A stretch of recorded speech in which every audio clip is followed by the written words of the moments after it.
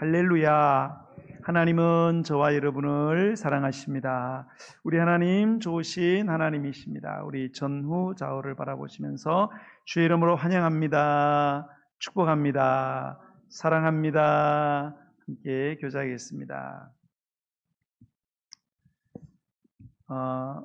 우리 지난주에 유초동부 아이들 성령 캠프 했는데 정말로 우리 교사분들께 또 어제는 마치고 또 아이들 물놀이 하고 하는데 우리 또 교사분들 뿐만 아니라 또 우리 성도님들이 많이 참석해서 아이들 섬겨주신 것 너무너무 감사드립니다. 너무 감사드리고요.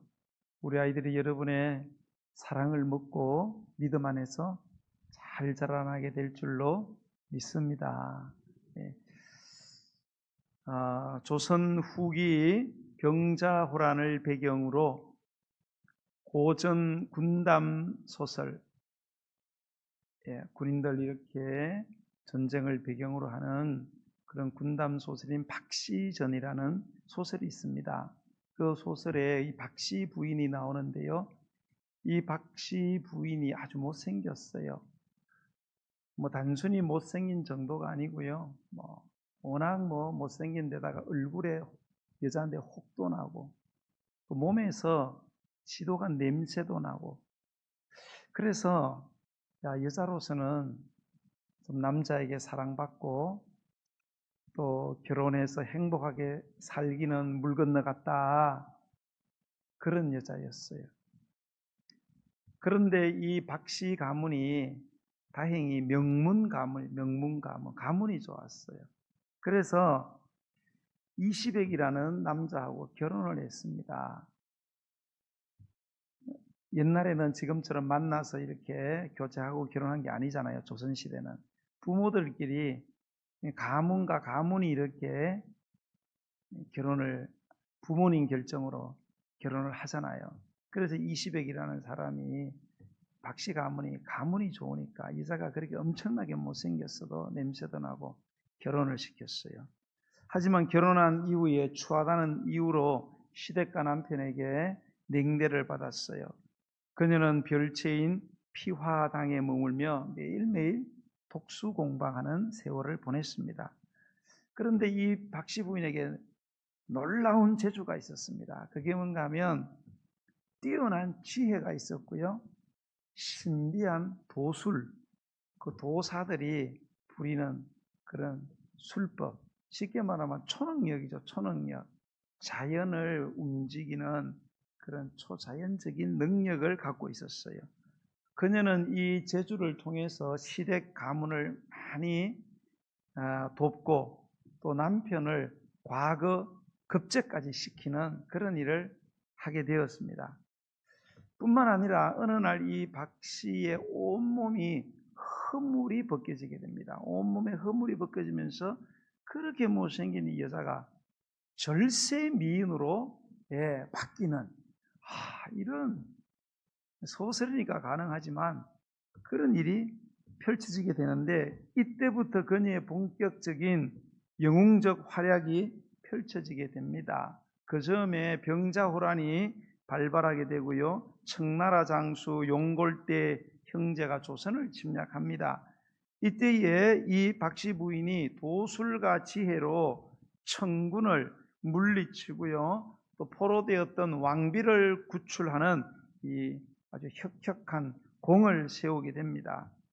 그녀의 활약으로 그녀는 인조로부터 정열 부인이다라는 그런 칭호를 받게 됩니다. 정열 부인이라는 것은 남편에 대한 충절과 나라에 대한 그 충성심이 많은 그런 곱고 굳센 절개를 가진 여인에게 왕이 내리는 칭호였어요. 그래서 남편과 함께 남편의 사랑을 듬뿍 받으면서 평생 부귀영화를 누리게 되었다라는 이야기가 이 박씨전 이야기입니다. 이 박씨 부인은 이름난 추녀임에도 불구하고 결혼도 하고 남편 사랑도 받고 나중에 정열 부인의 봉에 지고 부귀영화도 누리게 되었는데요. 그렇게 되었던 이유는 무엇보다도 그녀가 못생겼지만 일단 가문이 좋았어요. 예, 금수저다 이 말이죠. 그 다음에는 못생겼지만 지혜가 그리고 도수를 갖고 있었어요. 그리고 또 굉장한 추녀였지만 어느 날 절세미인으로 탈바꿈되는 그런 계기도 있었고요. 또 남편을 과거급제까지 시키고 무엇보다도 나라를 위기에서 구하는 큰 공을 세웠기 때문에 태어날 때야 못생겼지만은 결국은 팔자를 고쳤다. 사랑 듬뿍 받는 여자 인생이 되었다. 그런 말이죠. 다시 말해서 이 여인의 이런 결과가 행복한 결과가 된 것은 그럴 만한 이유가 있었다. 그럴 만한 조건이 있었다. 뭐 조건 없이 이유 없이 그런 인생의 주인공이 될 수는 없잖아요.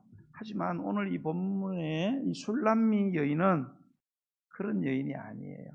외모적으로도 보면은 원래는 잘생겼는지 모르겠지만 밭에서 일하고 이래가 얼굴이 막 까무잡잡하고 사람들한테 외모적으로 좋은 소리 못 들었어요.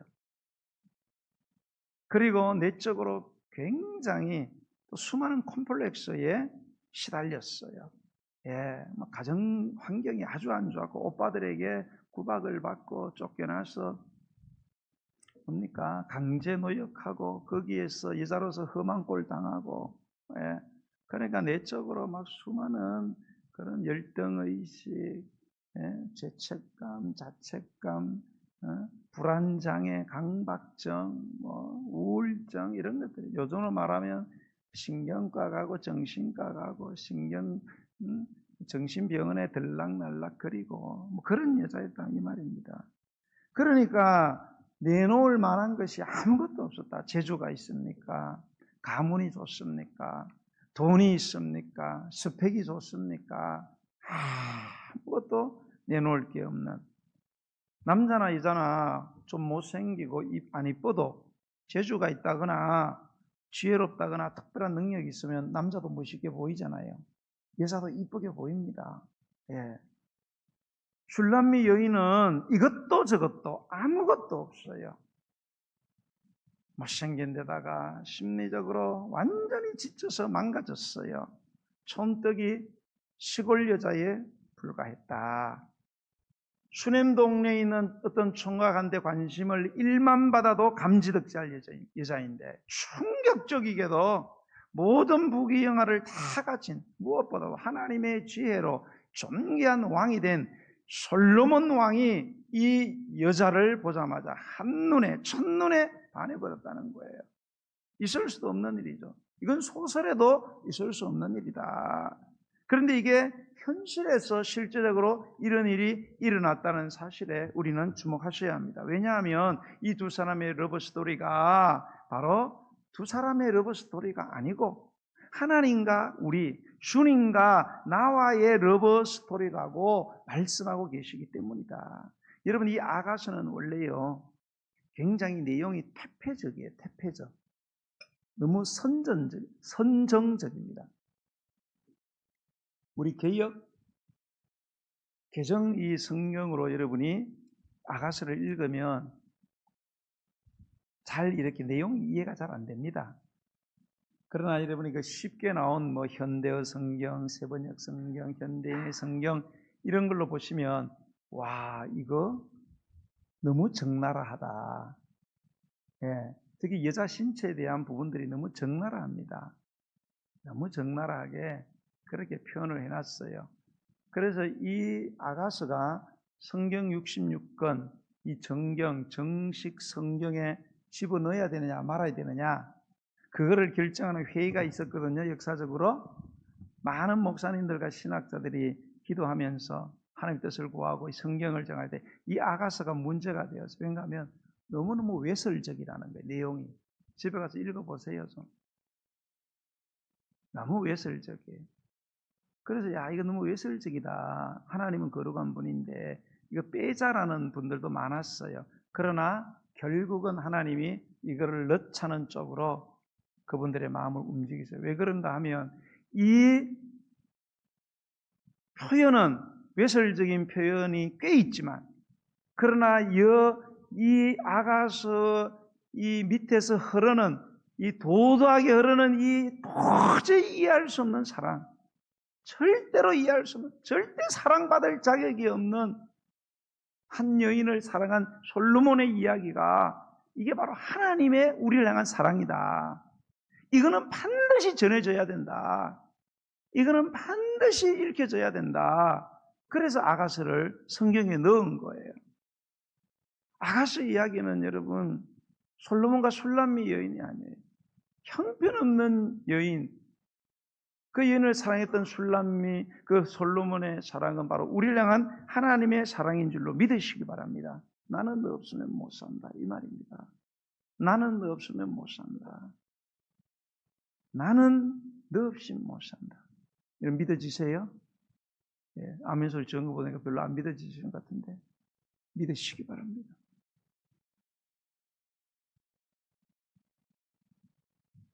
여러분, 하나님의 이 무조건적인 사랑, 존재론적인 사랑, 존재 자체를 사랑해요.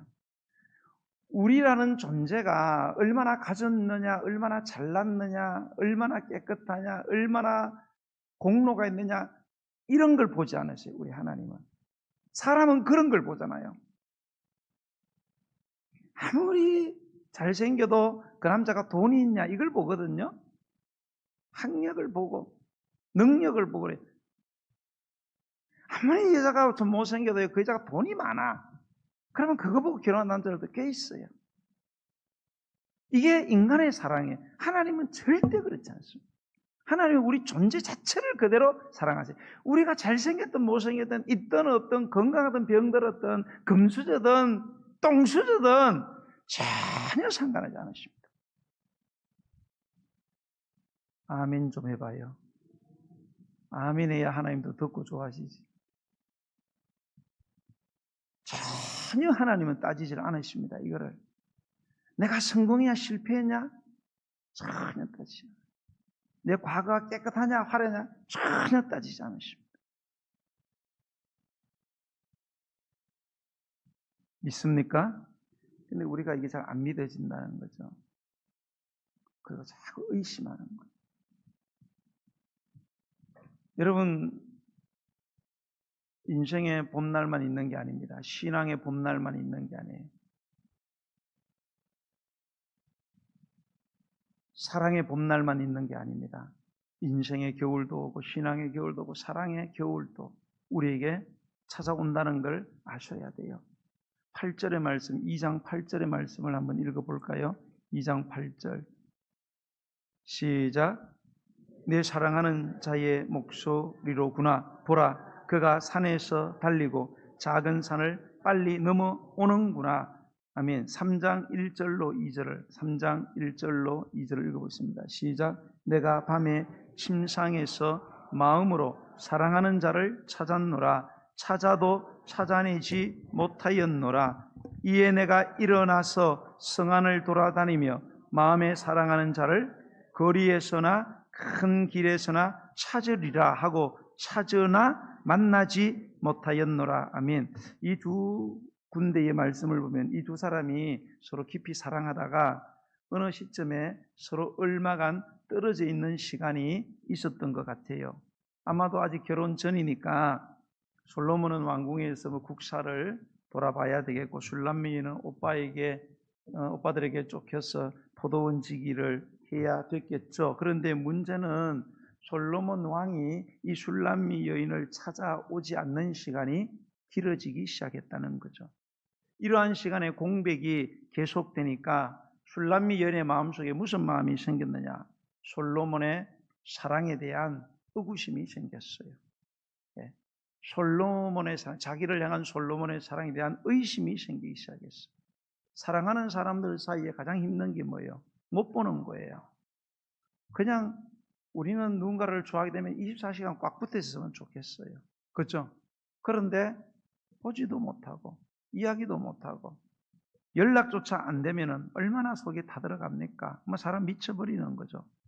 술람미 여인은 솔로몬 왕이다 보니까 아마 그 지위 때문에 또는 그 하는 일들로 인해서 자신을 자주 찾아오지 않는 그 안타까운 현실 때문에 왕을 너무너무 그리워한 것 같아요. 그러다가 드디어 병이 났어요. 2장 5절 말씀을 한번 읽어보겠어요. 2장 5절 시작. 너희는 금포도로 내 힘을 돕고 사과로 나를 시원하게 하라. 내가 사랑함으로 병이 생겼습니다. 아멘. 이 병은 상사병이 아니에요. 의심병이 생겼다 이 말입니다. 의심병이 생겨서 금포도로 힘을 돕고 사과로 나를 시원하게 하라. 예, 너무 지쳤다 이 말이에요. 속이 답답하고, 속이 시원해야 되는데 사랑하면 너무너무 답답하고 견딜 수가 없다. 솔로몬과의 사랑에 겨울이 찾아왔다 이 말입니다. 거기에다가 설상가상으로 겨울비까지 내려요. 여러분, 겨울을 견디는 것도 힘든데 겨울에 비까지 맞아봐요. 얼마나 처량하고 낙심이 되겠습니까? 그러니까 이 술라민의 마음에 이런 마음이 생긴 거예요. 야, 왕이 나를 잊어버렸나? 왜 안 찾아오지?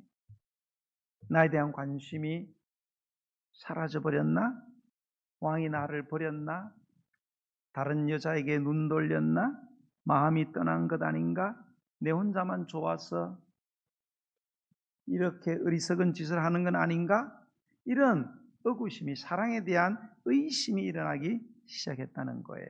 자, 이런 맥락을 염두에 두고 다시 한번 오늘 본문 10절로 13절을 다시 한번 읽어보겠어요. 10절로 13절 시작. 나의 사랑하는 자가 내게 말하 이르기를 나의 사랑, 내 어여쁜 자야, 일어나서 함께 가자. 겨울도 지나고 비도 그쳤고 지면에는 꽃이 피고 새가 노래할 때에 이르렀는데 비둘기의 소리가 우리 땅에 들리는구나. 무화과 나무에는 푸른 열매가 익었고 포도나무는 꽃을 피워 향기를 토하는구나. 나의 사랑, 나의 어여쁜 자야, 일어나서 함께 가자. 아멘. 여러분 10절 끝에 보면 나의 사랑, 나의 어여쁜 자야, 내 어여쁜 일어나서 함께 가자 라는 구절이 있고요. 13절을 또 마지막에 보면 나의 사랑, 나의 어여쁜 자야, 일어나서 함께 가자.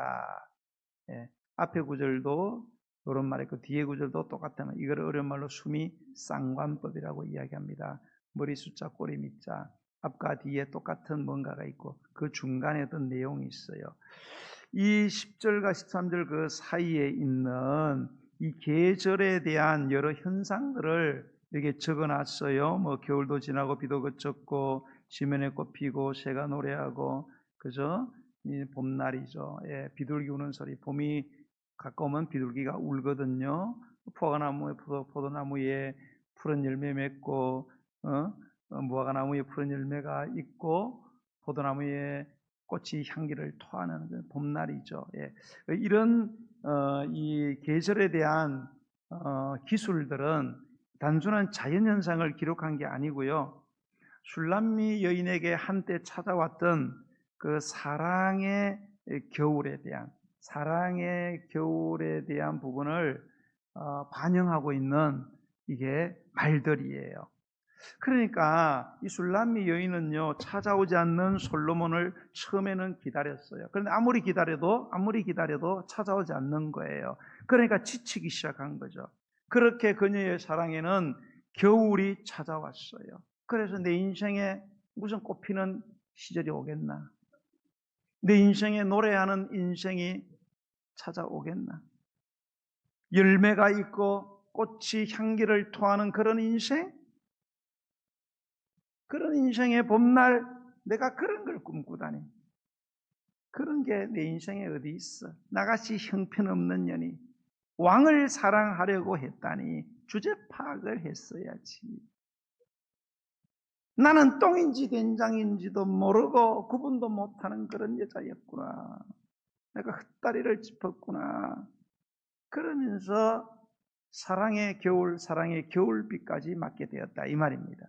그래서 그녀는 모든 것을 포기하고 시리에 빠졌어요. 그리고 의심병에까지 걸려서 시름시름하면서 내일에 대한 모든 소망을 다 접어버리고 완전히 방에 틀어박혀가지고 완전히 번아웃이 된 거예요. 자, 그런데 오늘 9절의 말씀을 한번 보겠습니다. 2장 9절의 말씀. 9절의 말씀 읽어보겠습니다. 시작. 내 사랑하는 자는 노루와도 같고 어린 사슴과도 같아서 우리 벽 뒤에 서서 창으로 들여다보며 창살 틈으로 엿보는구나. 아멘. 이렇게 지쳐있는 이 여인, 이렇게 술라민이 지쳐있는 바로 그때의 솔로몬이 사슴처럼 노루처럼 흘레벌떡 달려와서 이 여인의 집의 벽창의 창살 틈으로 이 초췌해져 있는 여인의 모습을 바라본 거예요. 그렇게 초췌해서 방에 있는 그녀를 발견한 솔로몬의 마음은 어땠을까? 자신의 사랑을 의심하는 여자였어요. 사랑할 가치도 없는 여자였는데, 아무 조건 없이 존재론적으로 사랑해 줬는데, 왕이니까 좀 바쁠 수 있잖아요. 그 좀 이해를 좀 해줘야지요. 그런데 이해는커녕 뭐예요? 그 사랑을 의심했어요.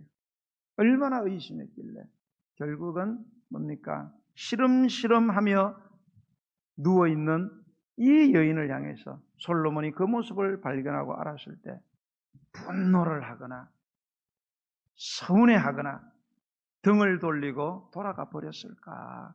우리는 어떤 사랑을 하고 있나요? 우리는 뭔가 정말로 사랑할 자격이 없는 사람을 사랑해주고 이랬는데도 사랑을 의심하고 그러면 어떻게 합니까? 내가 어떻게 당신을 사랑했는데 나를 의심하고 별로 나하고 등급도 안 맞는데 말이야. 내가 사랑해줬는데 내 사랑을 의심해? 우리 막 분노합니다. 서운해합니다. 섭섭해합니다. 등을 돌리는 경우도 있어요. 너밖에 없나? 그러나 솔로몬은 아니었어요. 오히려 적시에 찾아와 주지 못했던 죄스러운 마음에 가슴이 찢어지는 듯한 아픔을 느꼈다는 거죠. 오히려 그 모습을 보고 솔로몬은 너무너무 미안한 마음을 품었다는 거예요. 얼마나 힘들었으면 저렇게까지 되었을까? 솔로몬은 아마도 그런 마음으로 그 창살 틈으로 그 초췌해진 자기의 여인을 바라보면서 아마도 울먹이고 있었을 거예요. 솔로몬의 눈에서는 눈물이 보를 타고 흘러내렸을 것입니다. 여러분, 이 장면이 얼마나 아이러니합니까, 여러분? 그 안에 여자가 대단한 여자가 아니잖아요. 사랑받을 만한 조건이 되는 여자가 아니에요. 그런데도 사랑해 줬어요. 그런데 함께하는 시간이 좀 길어졌다고 사랑을 의심하고 병까지 걸려가지고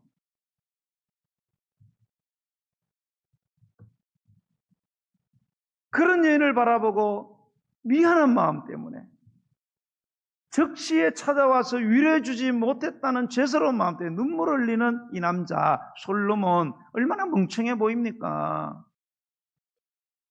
뭐가 부족해서? 여러분, 솔로몬 성경에 보면요 아내가 700명, 첩이 300명이랍니다. 이스라엘에 흔한 게 잘생긴 여자, 조건 좋은 여자였어요. 근데 이게 무슨 시츄에이션입니까? 제정신 아닌 거죠. 이런 멍청한 바보가 어디 있습니까? 여러분, 이 솔로몬의 모습이 누구 모습이냐고? 하나님의 모습이에요. 우리 앞에 서 계신 하나님 모습이에요. 하나님 이렇게 멍청하지? 우리가 하나님께 사랑받을 자격이 있습니까? 사랑받을 조건이 되나요? 사랑받을 만한 우리가 아름다운 일을 했나요? 우리의 과거가 깨끗한가요? 대단한 일을 했습니까? 가문이 좋습니까? 재주가 좋습니까?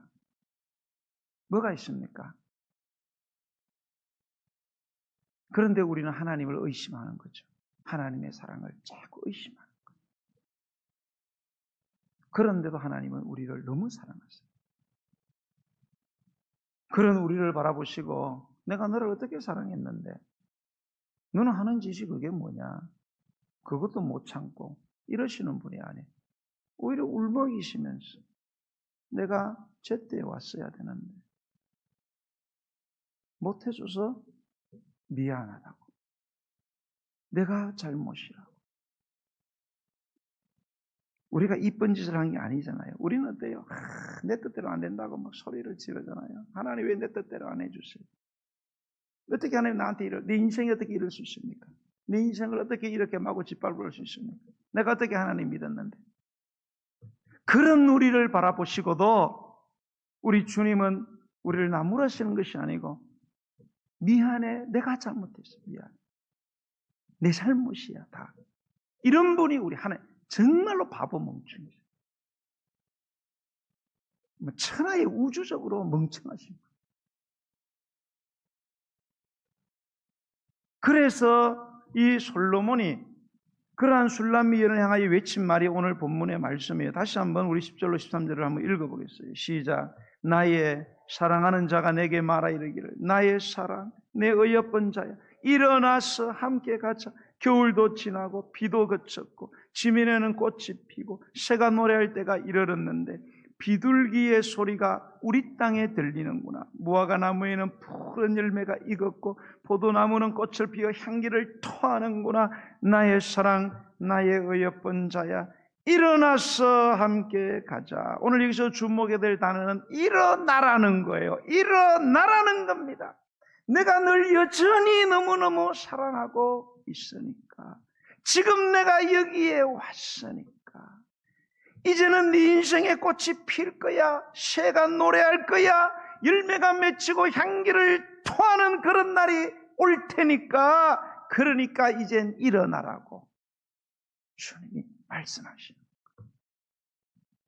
일어나서 함께 가자. 방에 처박혀 있지 말고 절망을 딛고 비참함을 딛고 낙심을 딛고 의심을 이겨내고 자기 연민에서 주저앉아 있지 말고 일어나라는 거예요. 가자는 거예요. 어디로? 결혼식장으로 가자는 거예요. 결혼식장으로. 이게 하나님의 우리를 향한, 나를 향한 사랑임을 믿으시기 바랍니다. 사랑하는 여러분, 우리 인생에도 하나님과의 관계에서 이러한 겨울이 다가올 때가 있지 않나요? 나는 내 나름대로 하나님 사랑한다고 생각했어요. 하나님 열심히 믿어보려고 했어요. 근데 사업은 계속 곤두박질 쳐요. 나을 기미가 보이지 않아요. 좀 풀어줬으면 좋겠는데. 인생의 문제가, 가정의 문제가, 자식의 문제가 꼬이고 얽히고 설켜 좀 풀만도 한데 풀리질 않아요. 그렇게 착하고 말듣던 자식들이 어느 날 돌변을 해서 속쓰기 대들고 집 나가고, 그렇게 믿었던 사람이 등을 돌리고 배신하고, 그런 겨울이 다가오는 거죠. 그렇게 사랑하고 건강했던 사람이 갑자기 병이 걸려서 병원에 가보니까 불치병, 만치병, 희귀병. 간절히 기도해도 나을 기약이 보이지 않을 때 우리 마음에는, 마음의 겨울에 밤이 깊어가고 그 깊은 밤에 비까지 내리는 거예요. 그러나 여러분 잘 들으세요. 그럼에도 불구하고 우리 주님의 사랑은 전혀 변함이 없으시다. 사랑하는 여러분, 혹 여러분이 인생의 고난의 때를, 인생의 그리고 신앙의 겨울의 때를, 그리고 겨울비를 맞아가는 시기를 지나고 계시지는 않으시나요? 잘 들으세요. 그 순간에도 여러분이 만나는 그 겨울, 맞고 있는 그 겨울비 한복판에서도 우리 주님은 여러분을 사랑하신다는 거예요. 여러분과 함께 계신다는 거예요. 절대 떠나지 않는다. 여러분의 인생의 봄날을 준비하고 계신다. 시편 23편 4절에 내가 사망의 음침한 골짜기로 다닐지라도 내가 해를 두려워하지 않을 것은 주께서 나와 함께 하십니다. 이사야 41장 10절 두려워하지 마라. 내가 너와 함께 놀라지 말아라. 나는 너희 하나님이 되니 내가 너를 구시하여 참으로 너를 도와주리라. 참으로 나의 의로운 오른손으로 너를 붙들리라. 이사야 43장 1절로 2절에 보면 야곱아 너를 창조하신 여호와께서 지금 말씀하시니 이스라엘아 너를 지으신 이가 말씀하시느니라. 너는 두려워하지 말아라. 내가 너를 구속하였고 내가 너를 지명하여 불렀나니 너는 내 것이라. 내가 물 가운데 지날 때에 내가 너와 함께 할 것이라. 내가 강을 건널 때 강물이 너를 침몰치 못할 것이요. 내가 불 가운데로 지날 때 타지도 아니할 것이요. 불꽃이 너를 사르지도 못하게 할 거다. 할렐루야. 여러분, 하나님과의 사랑에 겨울을 만났습니까? 겨울비를 맞고 계십니까? 하지만 끝까지 하나님의 사랑을 의심하지 아니하고 의지하는 사람에게서 그 겨울은 절대 겨울로 끝나지 않는다. 여러분, 겨울이 아무리 길어도요, 겨울 뒤에는 뭐가 와요? 봄이 찾아오고야 마는 것입니다. 여러분, 밤이 깊으면 새벽이 찾아오게 돼 있어요.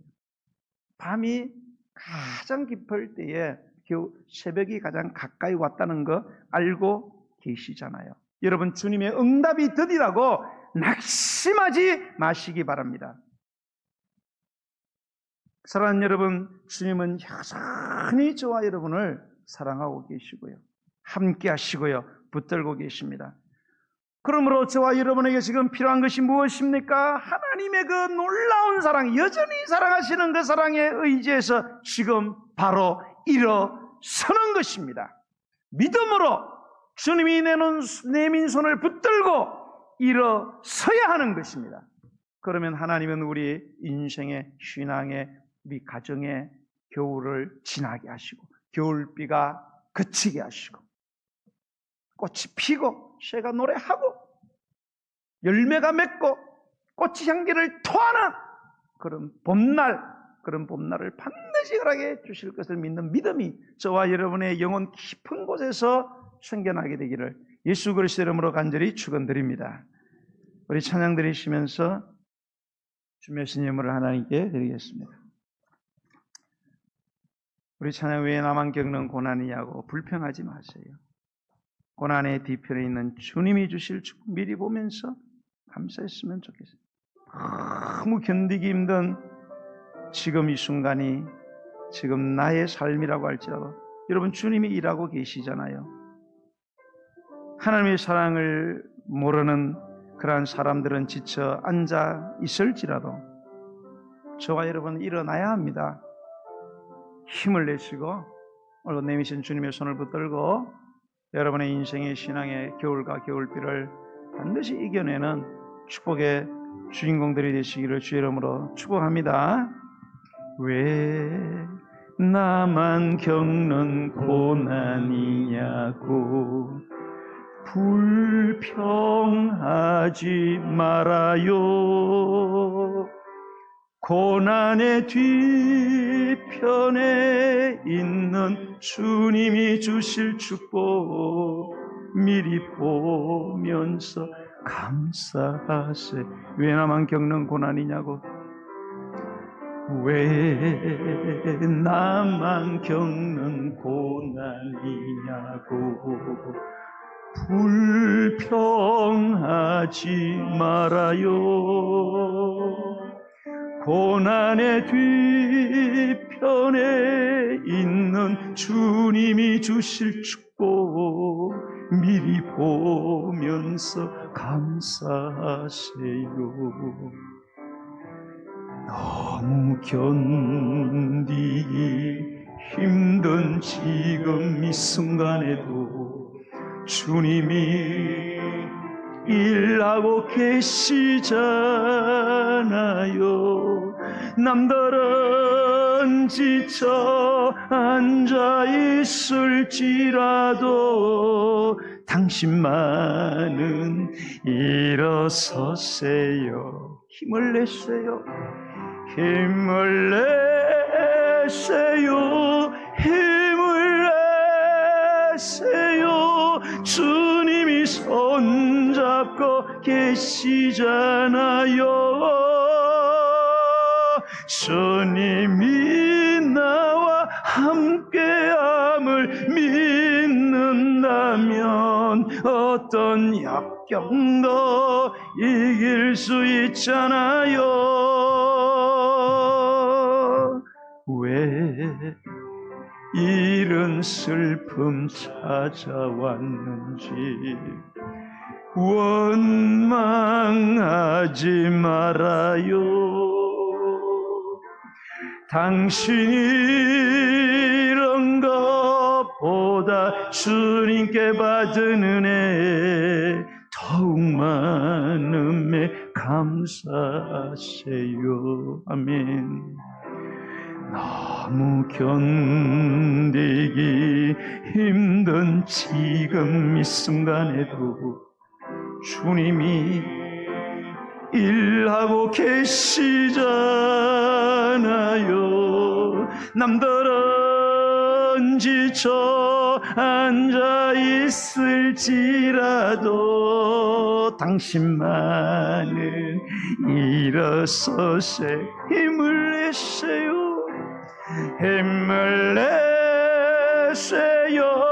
힘을 내세요. 주님이 손잡고 계시잖아요. 주님이 나와 함께함을 믿는다면 어떤 고난도 견딜 수 있잖아요. 너무 견디기 힘든 지금 이 순간에도 주님이 일하고 계시잖아요.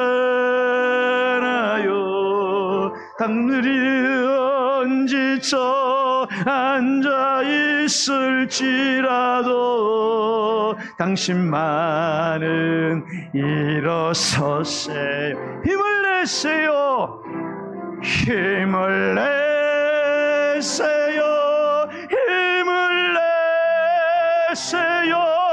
주님이 손잡고 계시잖아요. 주님이 나와 함께함을 믿는다면 어떤 역경도 견딜 수 있잖아. 힘을 내세요. 힘을 내세요. 힘을 내세요. 주님이 손잡고 계시잖아요. 주님이 나와 함께함을 믿는다면 어떤 고난도 견딜 수 있잖아요. 우리 잠시 기도하지 않으시겠습니까? 인생의, 신앙의, 가정의 삶의 겨울을 만났습니까? 흔들립니까? 겨울비까지 내립니까? 내 인생이 처량하고 견딜 수 없습니까? 하나님의 사랑이 의심되십니까? 하나님 살아 계신가? 그 믿어야 될 필요가 있나? 내가 바쳤던, 하나님께 바쳤던 내 시간과 삶들이 헛된 것은 아닐까? 그런 우리를 바라보시는 주님의 마음은 어떨까요? 주님은 마음 아파하시며 눈물 흘리십니다. 여전히 나는 너를 사랑하고 있어. 나는 너를 떠나지 않아. 나는 너의 인생의 겨울 한복판에 겨울비 맞으면서 네 인생을 끝나도록 나는 버려두지 않을 거야. 꽃이 피고 노래하며 새들이 울부짖으며 열매가 맺으며 꽃향기를 토하는 봄날을 내가 반드시 내게 선물로 줄 거야. 그러니 일어나라, 일어나라, 일어나야 한다고 주님이 우리에게 말씀하고 계세요. 주님, 내게 주님을 향한 사랑의 의심병을 고쳐주세요. 낙심하고 절망했던 내 영혼이 다시 한번 소생하게 해주세요. 주님의 완전한